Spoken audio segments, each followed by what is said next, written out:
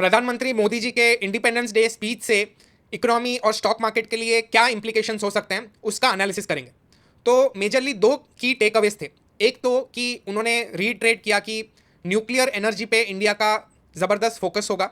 अगले 20 साल में इंडिया आज के डेट में जितना nuclear energy nuclear power generate कर रहा है उसका 10 गुना न्यूक्लियर पावर जनरेट करने का टारगेट रख रहा है। तो इसके दो की बेनिफिशियरीज मुझे दिख रहे हैं, एक तो एनटीपीसी और दूसरा एलएनटी। तो हो सकता है कि मंडे को जब बाजार खुले तो इस पे एक पॉजिटिव सेंटीमेंट, पॉजिटिव मोमेंटम दिखाई दे। और ऐसा नहीं है कि फर्स्ट टाइम ही इस चीज़ के बारे में बोली गई है सरकार द्वारा। फिनेंस मिनिस्टर ने भी अपने बजट स्पीच में इसके रिलेटेड अलोकेशंस कर रखा था।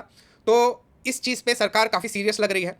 तो हमें भी अपने इन्वेस्टमेंट्स के लिए इसमें अपॉर्चुनिटी ढूंढनी चाहिए। दूसरा हो गया जीएसटी रिवैम्प या जीएसटी रेट्स रैशनलाइजेशन। ये एक बहुत बड़ा गेम चेंजर हो सकता है। जो न्यूज़ आ रही है उसके हिसाब से मेजरली जीएसटी में दो मेन रेट्स रखे जाएंगे, एक तो 5% और दूसरा 18%। तो अभी के डेट में जो जिन पे जीएसटी 12% लगती है उनको 5% कैटेगरी में मूव कर दिया जाएगा, और अभी के डेट में जिस पे 28% जीएसटी लगती है उसको 18% पे लाने की कोशिश रहेगी। तो इसमें से सबसे बड़े बेनिफिशियरीज कौन से हो सकते हैं? तो सबसे पहले जो इलेक्ट्रॉनिक गुड्स हैं आज की डेट में उन पे 28% जीएसटी लगता है। वेरी हाई चांसेस कि उनको 18% ब्रैकेट में लाएंगे। तो इसमें आपके मोबाइल डिवाइसेस हो गए, इलेक्ट्रॉनिक डिवाइसेस जैसे एसी, रेफ्रिजरेटर्स, ये सब हो गए। तो इसके जो मेन बेनिफिशियरीज हो सकते हैं स्टॉक्स के मामले में, तो वो Dixon Technologies, Voltas, Whirlpool, Blue Star, ये कुछ बेनिफिशियरीज हो सकते हैं जिनको इसका फ़ायदा मिल सकता है।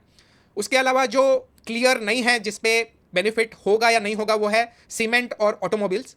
ये भी 28% या उससे ज़्यादा का उन पे जीएसटी लगता है अगर कॉम्पेंसेशन सेस को इंक्लूड करें।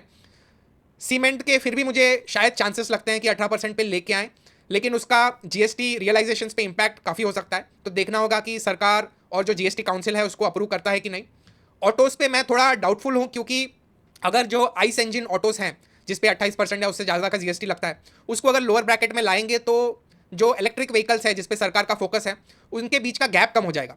इलेक्ट्रिक व्हीकल्स पे आज की डेट में 5% जीएसटी लगता है। तो अगर आइस इंजन व्हीकल्स को 18% पे लेके आएंगे तो गैप कम हो जाएगा। और सरकार नहीं चाहती कि पेट्रोल डीजल जो हमें इंपोर्ट करना पड़ता है उसका कंजम्पशन ज़्यादा बढ़े, लोग ज़्यादा आइस व्हीकल गाड़ियाँ लें। तो इसलिए इसके चांसेस मुझे काफ़ी कम लगते हैं।